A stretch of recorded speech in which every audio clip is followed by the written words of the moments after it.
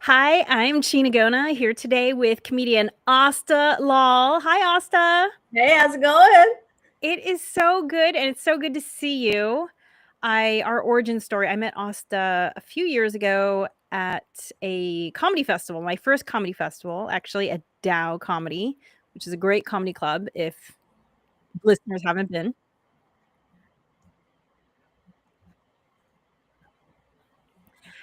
and I don't know if you can hear. Oh my gosh, there is a echo in my ear right now. I can Okay. hear you. There we go. So anyway, so Dow Comedy, great comedy club, love it. And your claim to fame is that you were a contestant on I keep wanting to say The Biggest Loser, but it's not. It was No, not Survivor. The I was Amazing Race. I was the biggest loser on The Amazing Race. Yeah. That's a good way to think of it. Okay. So you were voted off first, Yes. correct? Yeah. What's great is that I wasn't voted off because it's not like a Oh, Survivor type game. I okay. eliminated myself because I was slow AF. Like when you're slow, they don't like you don't have the dignity to move forward, and they're like, nope, you can't compete with the rest of the people because you're slow. Oh So my. I was eliminated because I was slow. So they eliminated you or you self-eliminated? No, they eliminated me because we came in last place. Oh my On the gosh. first episode. Just want to say on the first episode. Okay. Just want to make that But very clear. but it's a better story than if you got eliminated second. Honestly, So I agree with you because nobody cares about the second person eliminated. They only care about like the winners that won that season and then the idiots who got eliminated first. You know what I mean? But for a stand-up comedian, I couldn't think of a better story actually. right, exactly. Good story. So you have been doing stand-up comedy for a while now. Yeah, 15 years. Yeah, Oh my gosh. I How know. did you get into stand-up? Like what drives you to get up on stage in front of people? Ooh, existential dread. That I think is the because I was in college and I was in my final year, and I was going through this crisis of like, what are we supposed to do? Are we supposed to like just like get a job and pay bills until we die, and that is life? And so I was literally going through this crisis in my head of like, there's got to be more to life, and so Right. I literally saw an ad in the paper. That's how this tells you how old I am. I was literally like an ad in the paper.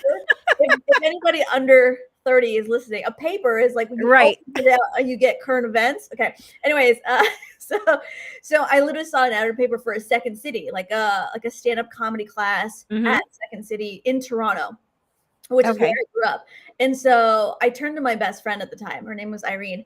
And I was like, Irene, like, should I take this stand-up comedy class? It's 3 months. And at the end of the 3 months, you perform in front of a live audience. And I might have been like 21 years old at the time.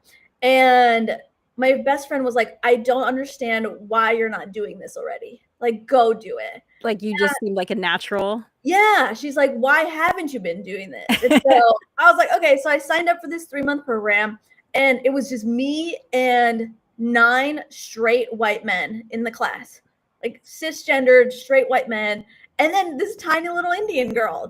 And so we went through the 3 months together, and at the end of it, the graduation was like you had to perform in front of like 250 people, which is insane. It was the first time I was like a tiny 21-year-old performing in front of a whole bunch of people, and I've never been so nervous in my entire life. Yeah. I remember getting like they announced me last, so every single white man went, and then they're like, "Welcome to the stage, our final comedian, Aastha Lal." And then I remember that feeling of like dread, where I was It's like, because you're the best. That's why they put you last, you know, the headliner spot. or they couldn't pronounce my name, so they're like, "We'll just put her last." We're like, or that, but I remember that feeling of like absolute, like I've never been so nervous and scared in my entire life. Like I went up there, like my palms were like just buckets of water, like just so sweaty. And I Mhm. went up there and I grabbed the microphone and I told my first joke. And then I heard my first bit of laughter. And then it was like, holy crap, I need to be doing this for the rest of my life. Like it was an aha moment that happened as soon as I heard my first little bit of laughter, and that was it. I was like addicted to that sound. So, are there any jokes from that set that you still perform today? Not if I want to get canceled, you know. So Interesting. What were those? What's so crazy is that I did a semester in Hong Kong before I started stand-up comedy.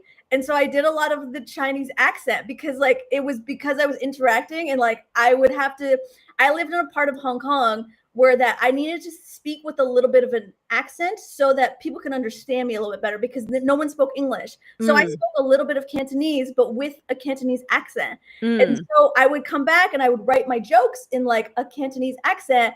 And, 20 years ago, 15 years ago, totally okay. I can't do that now. Yeah. It's so fast.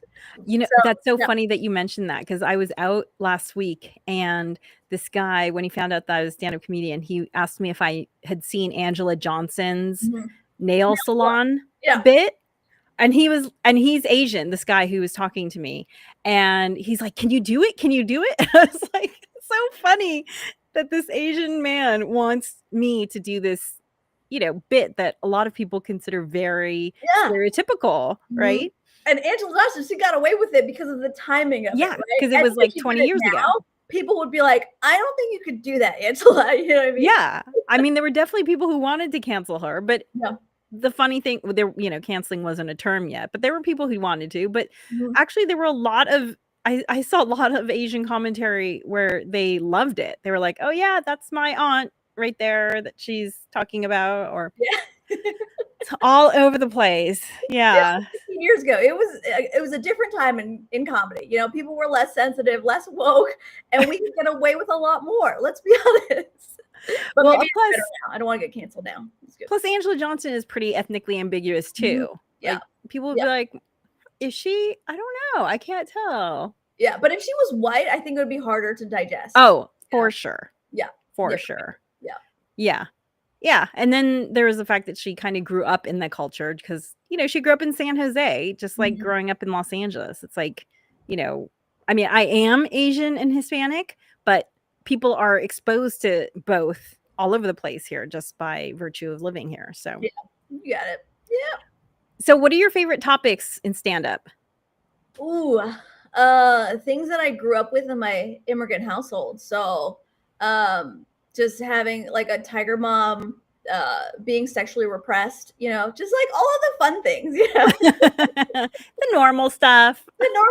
Yeah, I talk, but seriously though, I do talk a lot about my mom and my family and growing up, being queer. Like I talk about all the things that I wish I saw in a comedian growing up because there was only a certain genre of comedy that I was exposed to. Right. Growing up, I barely saw female comedians.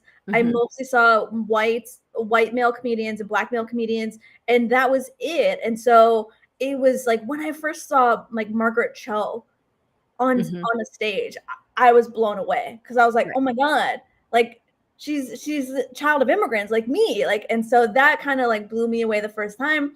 But she started talking about stuff in her family and I was like, oh my God, I could relate so much to this. And that's why I started to get a little bit more honest in my writing and just talk about what it's like to be like a child of immigrants and a queer kid and like what's it like to be a female. And like, there's half of the world can relate to that. So yeah, I trust in that. So how was that coming out to your family? Ooh, being South Asian, like Indian parents don't expect you to be gay, and so like I remember asking my mom one time where I was like, Mom, would you rather me be gay or addicted to drugs? And she pauses and she goes, what kind of drugs?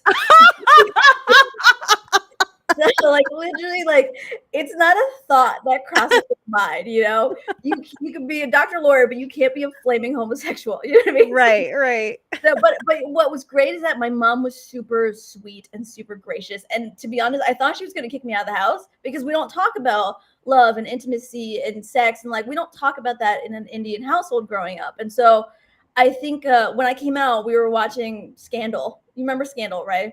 Yeah, the Kerry Washington. Yeah, there you go. Yeah. So my mom and I watched that every single week together. And during one of the commercial breaks, she turned to me and she's like, when are you getting married? And I was like, I don't think it's like in the cards for me, Mom. And she pauses and she goes, "Do you like girls?" Like, out of nowhere, she asked me that, and my jaw dropped, and I was like, my body was stunned because I was never planning on coming out to my mom.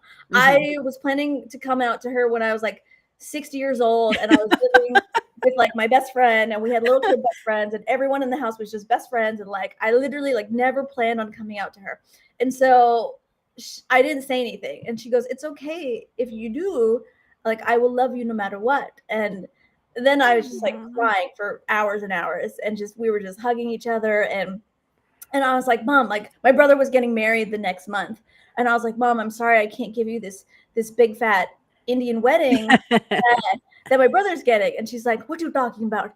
I don't care if you marry a man or a woman or a dog or a cat, you still have to get married, you know?" And so she, but like that was such a liberating experience. First of all, she opened up some bestiality doors that I didn't think was possible. But I didn't know that was on the table. Her cat. Wow, this woman just really wants me to get married. Okay. But I was just like so shocked. She got 2 dresses. Yeah. There you go. And so I was just so shocked because a lot of South Asian parents, they struggle with having queer kids, you know, like we have this big stigma, and I'm sure this is in Latin and Asian cultures as well, is like in South Asian culture, like we care so much about what society thinks of your family, right? And so like it's like, oh, what are the neighbors gonna say, right? And that literally keeps people in terrible marriages, that keeps queer kids from coming out, that keeps like people who are like hurting other people in the family, that keeps them quiet, you know, like. And so like there's so much shame that is self-inflicted because people are like, what are the neighbors gonna say? And so the moment she was like, screw it, like you be happy, I want you to be happy, I was like, oh my God, you were fighting so many years of just like this systemic like oppression that we've had as a people to just so evolved, you know? Yeah. Your mom's just going for nirvana in this lifetime. She's like, I'm done. I want out. She really is, right? Because the more hate that you keep in your heart, like you're not learning any lessons. And when you're not learning lessons, you're just in this cycle of reincarnation. You're not achieving nirvana. Well done. So I know you've been spending a lot of time thinking about religion. You just had a big project that you're wrapping up. Tell me about it. Oh yeah. So me and 2 of my girlfriends, we have this podcast called the Modern Yogi podcast. Where is it already live or is it not yet launched? It's live. It's on Spotify, Apple, wherever you can find podcasts. Just type in the Modern Yogi podcast. But if you are into like Eastern philosophy, so we do the podcast on a book called the Bhagavad Gita, which is kind of like the Bible of Hinduism. So the holy text. Yeah, the holy text of Hinduism. And also Buddhism as well. But it was like we went through like 800 verses, and we did a podcast on all of them. Oh my gosh. We tried to make it funny. Like we tried to make the word of God hilarious. You know? Oh my gosh, I cannot wait to listen to this. Yeah. So like we literally went through 800 verses, and it took multiple years, 137 episodes, but we went through all the verses and we tried to make them relatable and digestible for modern times and funny. And I think it was important for me because like Hinduism and Eastern philosophy has shaped so much of who I am. And then to like explain it to other people, but make it like really like just make it entertaining, you know, edutaining, I guess is the word, but like just trying to make it like making sacred texts hilarious, I think was like one of the funnest projects I've ever been on. So. Oh my God, I'm so curious. So curious. I can't wait to check it out. Yeah. So Soy Saucy, I'm excited to have you up. So you talk about your family, you talk about your sexual identity. What else are you talking about? I'm talking about being first eliminated on The Amazing Race. Such a hoot. Being the biggest loser on The Amazing Race. That I'm talking about my relationship. I recently got engaged, and so just. Oh, what kind of wedding are you gonna have? We're doing a destination wedding. Who knows where? I mean, we've been engaged for 6 years now, so like, Oh my gosh. But I say it like we recently got engaged because people get excited about it. But like we're just too lazy to plan a wedding. So but now we're in the planning stages. So it's gonna be a 2027 wedding. So now we have to, my Vedic astrologer gave only 2 more years. This is gonna sound so LA, but like I was waiting on a date from my astrologer so that like we do it during like the auspicious time with planets aligned. Yes, you get it. Of course. You get it. Yes. And so I was waiting for a date from my astrologer. He only got back to me last week. So now we have a date, which is great. And I haven't told my mom yet, so I'm not going to tell you just yet. But okay. But I have to tell my mom first. I hope she's watching this live. Actually, Mom, if you're watching. Okay, thank you for watching. She's probably like, well, how come she's on the live and not able to call me? You know, like, yeah. Anyway, so I had to wait until all the planets aligned. But now we have a date. And so I do talk about my partner a lot. I talk about my family. Wait. I want to hear more about the wedding. Yeah. So 2 years. Yeah, I mean, it's been I've been married for multiple decades. Congratulations. So I need the... Congratulations. What? Oh, yeah. You know what you learn when you've been married for as long as I have, which, let's see. So I've been married 22 years. You learn that forever is a really long time. Yeah. Because we were together for 5 years before we got married, right? So I was like, oh, we were together for a while, you know? But when you say those forever vows, forever just does not sound that long. And now that we've been married 22 years, I'm like, you mean I'm only like a third of the way through this forever thing? Like, wow, this is forever, a long time. Forever, girl. It's forever. I take it seriously because, you know, it's not about romance, right? Like what makes a marriage last is being committed to figuring it out in all of its forms as it goes up and down. And there's definitely something special about having someone who's in your corner no matter what for that long a time, who knows you inside and out, right? Beautiful. Well, so what's your secret then? Shinagona, can you tell the people what is the secret to multiple decades with the same person? The secret is be you no matter what. And you each have to figure out how to accommodate whatever that new version is of that person. Because that new version is going to change. Like it's going to change. Yes. Yep. It changes. But I think the most important thing is, one, don't get married until you wake up one day and you realize we're already married. We just haven't had the party. That's really good. Don't do what the lesbians do and just like get married after 2 weeks of knowing each other. Yeah. Well, you haven't done that. I've been pretty early with my partner. We moved in after maybe like 4 months of knowing each other. Okay. So then this engagement has been the relationship before. You got it. Really. You got it. But I feel like we're all married. So you're right. Yeah. Exactly. That's when you set the date, probably, right? Because you're like, oh, it's like we're already married. I came to a point where I was like, okay, I'm not as scared of this anymore. Let's do it. And she's like, that sounds very unromantic, but okay, cool. Let's go.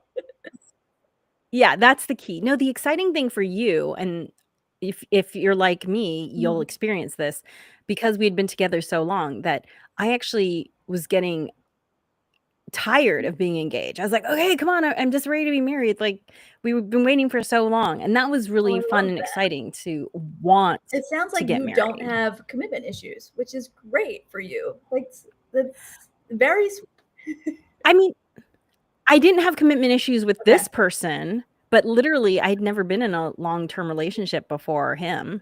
I was, people didn't think I was going to get married. But now multiple decades later, you're like, it's a success story, you know?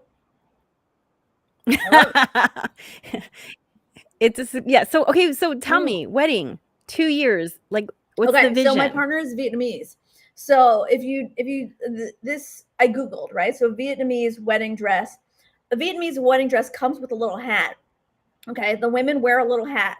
And I told my partner, I was like, I will not get married to you unless you wear a little hat. It's the cutest little hat in the world. It looks like a little Vietnamese turban. It's like, you know, like in Mario. Oh my gosh, I have to look it up. And like, you know that character from Mario Kart called Toad? Yeah, so it looked like it's such a cute hat, and I've never seen a Vietnamese wedding dress before. So type in Vietnamese wedding dress with hat. Oh, so it kind of sits back on the right on Isn't the head. It the cutest thing you've ever seen? You know what? It almost kind of reminds me of like back in like the Henry VIII days when they had I don't know what it was called. Was it called a wimple? I don't know. I'm just pulling that word out of wimples. That's what it's called. Yeah. No, I've never seen this before. It looks very modern. And so I was like, if I don't see you wear that tiny hat down the aisle, I'm gonna say no. It's just... Okay, and so I'm hoping she came back to you with, okay, well, I Googled Indian wedding and you must. And she loves, you know what's great? I think she was Indian in a past life because she loves everything about Indian culture. Like she wants to do the whole thing with the henna and the turmeric and the walking around the fire a bunch of times. And like, oh, she loves Bollywood music. Like she loves dancing to Bollywood music. And so she's, I think, a little bit more Indian than I am. So it kind of worked out actually. So we're gonna do a fusion, a Vietnamese Indian giant. Yes, I love it.